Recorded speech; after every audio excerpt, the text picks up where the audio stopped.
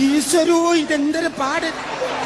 എടാ പിന്നെ ഇങ്ങനെയൊന്നും അല്ലടാ. എടേ ഇത് നമുക്കിന്ന് പോണ്ടേ? യോ എന്റെ ഒരു കൈ എവിടെയടേ? രണ്ടൂന്ന് കൈയായിട്ട് വന്നേണ്.